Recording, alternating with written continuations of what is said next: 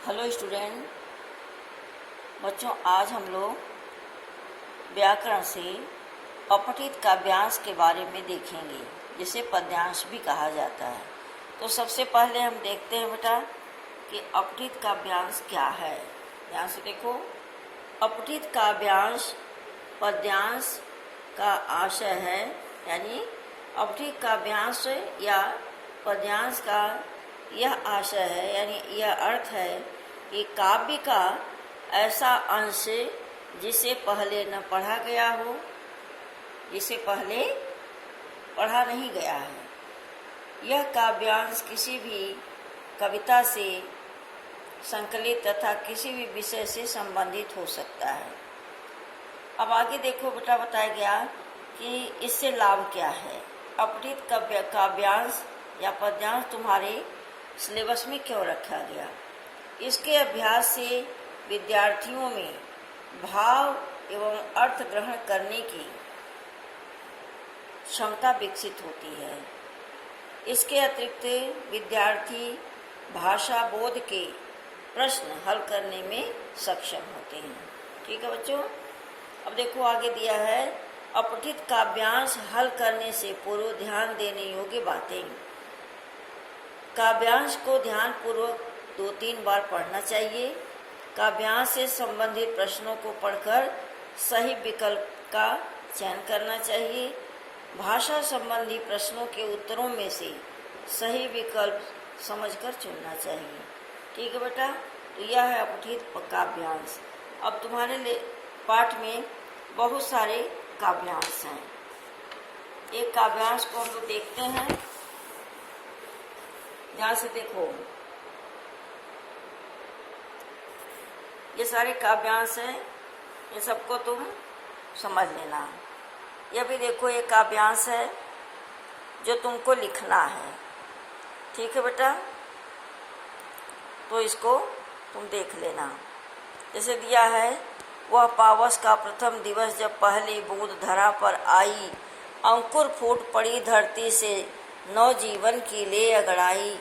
धरती के सूखे अधरों पर गिरी बूंद अमृत सी आकर, वसुंधरा की रोमावली सी हरी दो पुल की मुस्काई। अब ये जो अपठित पद्यांश है, ये देख रहे हो, इसको तुम्हें अपनी कॉपी में लिखना है और उससे संबंधित जितने प्रश्न हैं, इन प्रश्नों को भी लिखना है। ठीक है बेटा, जो तुम्हें समझ में आएगा। जैसे बारिश की पहली बूंद धरती पर गिरने से क्या हुआ, तो अंकुर फूट पड़ा। ठीक है, इसी तरह के प्रश्न हैं, दूब पर पहली बूंद गिरने पर क्या प्रतिक्रिया हुई, तो क्या हुआ, वह पुलकित हो गई। इसी तरह से एक और काव्यांश है, पेड़ सहकर धूप खुद देते सभी को छाह अपनी, मदद करने को बढ़ाते डालियों सी बाह अपनी, खींचते रहते निरंतर ये हवा गंदी हमारी, हमें मिलती इन्हीं से प्राणवायु विशुद्ध सारी, सींचते धरती हमारी बादलों को भी बुलाते, जल बरसता खेत उपवन वन सभी हैं लहलहाते। यह भी तुम्हें लिखना है और इससे संबंधित जितने भी प्रश्न हैं उनके भी प्रश्नों के साथ उत्तर लिखना है। इसको ध्यान से देख लेना, क्योंकि एग्जाम में अपठित अवश्य आएगा।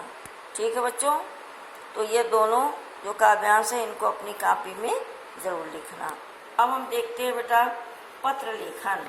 पत्र लेखन क्या है?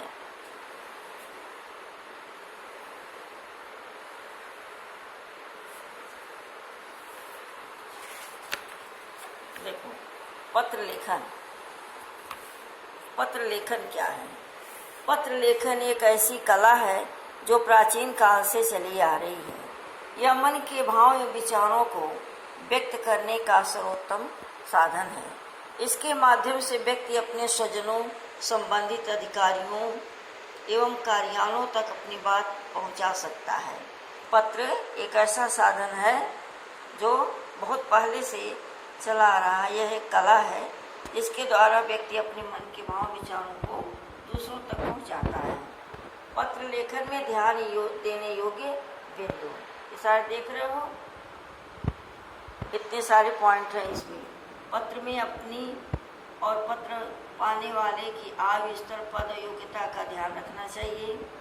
पत्र की भाषा सरल, स्पष्ट और प्रभावपूर्ण होनी चाहिए। उचित विराम चिन्हों का प्रयोग करना चाहिए। पत्र संक्षिप्त और सारगर्भित होना चाहिए। अनावश्यक विस्तार से बचना चाहिए। पत्र की लिखावट स्पष्ट और सुंदर होना चाहिए। पत्र में अनावश्यक रूप से काट छांट नहीं करनी चाहिए। पत्र का उद्देश्य एवं विषय वस्तु स्पष्ट होना चाहिए। पत्र में प्रेषक का नाम, पाने वाले का नाम, दिनांक, पता आदि का उल्लेख उचित स्थान पर होना चाहिए। पत्र के प्रारूप का ध्यान रखना चाहिए। ठीक है बच्चों, अब आगे दिया है पत्र के प्रकार। पत्र के कितने प्रकार होते हैं? तो दिखा है पत्र दो प्रकार के होते हैं, एक औपचारिक पत्र, एक अनौपचारिक। औपचारिक पत्र में किसी से हम किसी को प्रार्थना पत्र देते हैं, सरकारी पत्र लिखते हैं, व्यवसायिक पत्र है और सार्वजनिक पत्र। अनौपचारिक पत्र में है, इसे अनौपचारिक पत्र को निजी पत्र भी कहा जाता है। इस प्रकार के पत्र अपने परिजनों और मित्रों को लिखे जाते हैं। तो पत्र दो प्रकार के होते हैं बच्चों, औपचारिक पत्र और अनौपचारिक पत्र। तुम्हें पत्र भी लिखने होंगे, तो ध्यान से देखो कौन से पत्र लिखने हैं। पत्र है अपने क्षेत्र में फैली गंदगी की ओर ध्यान आकर्षित करते हुए स्वास्थ्य अधिकारी को एक पत्र लिखिए।